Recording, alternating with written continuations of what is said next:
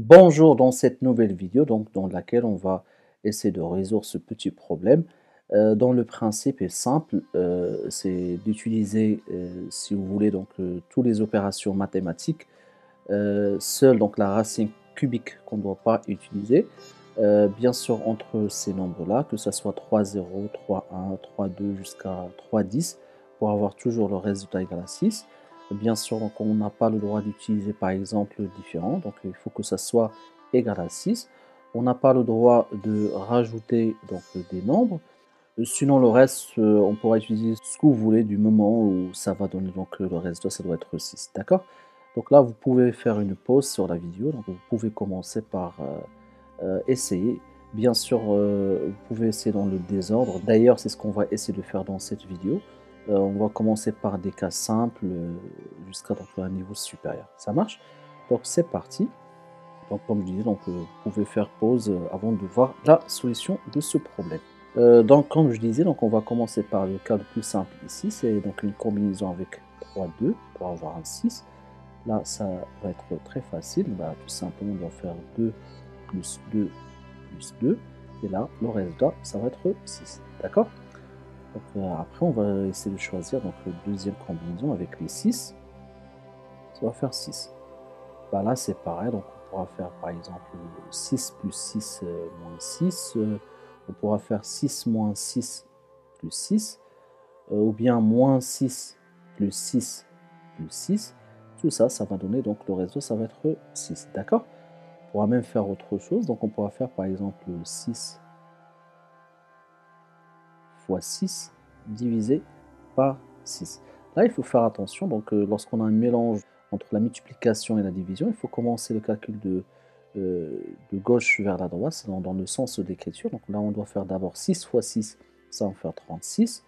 Et 36 divisé par 6, ça va donner le résultat, ça va être 6. Voilà donc pour la combinaison de 6. Après, on pourra passer par exemple à la combinaison de 7. Donc avec 3 7 pour avoir le 6. Bah, là, on pourra faire que 7 moins 7 divisé par 7. D'accord? Donc là, il faut faire attention. Donc ici, la division, ça sera prioritaire. Euh, donc du coup, on doit faire d'abord 7 divisé par 7, ça fait 1. Et après, on fait 7 moins 1. Et là, on aura le résultat, c'est égal à 6. D'accord? Ça, c'est pour 7. Voyons maintenant donc pour 5. Bah, 5, la combinaison de 3, 5 pour avoir un 6. Donc là, on pourra faire pareil que 7. Donc on pourra faire 5 plus 5 divisé par 5. Bah là, c'est pareil. Donc la division, ça sera prioritaire. Donc on fait 5 divisé par 5, ça fait 1. Et après, 5 plus 1, ça va nous faire 6. D'accord? Passons maintenant donc à la combinaison avec 3 égale à 6. Bah là, on pourra faire 3 fois 3 moins 3. Bah, 3 fois 3, ça va faire 9. 9 moins 3, ça va faire 6. D'accord? On pourra aussi donc faire 3 fois 3 plus 3. Et là, on doit faire une racine carrée. D'accord? 3, donc 3 fois 3, ça va faire 9. Ça va faire 9. Bah, racine carrée de 9, ça va faire 3. Et 3 plus 3, ça va nous faire 6. D'accord? On pourra un tout petit peu proposer quelque chose de plus compliqué. Donc, on pourra faire 3 factoriel plus 3 moins 3. On va vérifier ce que ça va nous faire 6. Bah, déjà, 3 factoriel, c'est quoi 3 factoriel? Bah, c'est tout simplement 3 fois 2 fois 1. Donc ça, c'est 3 factoriel. D'ailleurs, donc le principe de n factoriel, c'est n ou bien 1 fois 2 jusqu'à n. D'accord? Donc 3 factoriel, c'est 1 fois 2 fois 3. Et 1 fois 2 fois 3, ça va faire 6. 6, et là on a 3 moins 3, ça fait 0. Donc le résultat, ça va faire 6.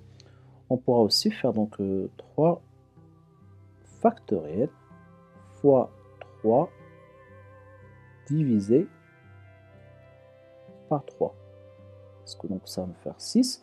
On va vérifier ça tout de suite. Bah, 3 factoriel, donc on a dit que c'est égal à 6. Bah, 6 fois 3, ça va nous faire 18.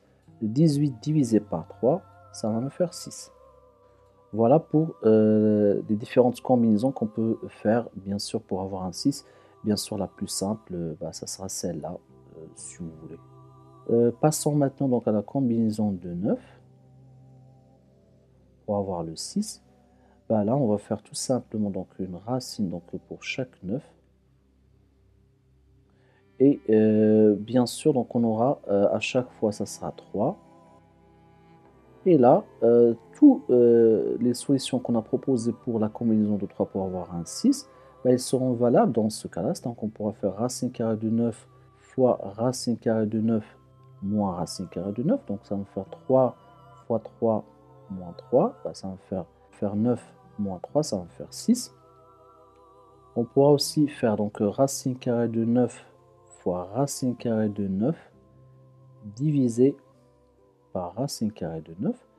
Bah, déjà, racine carrée de 9 fois racine carrée de 9, c'est donc 3 fois 3, ça va faire 9.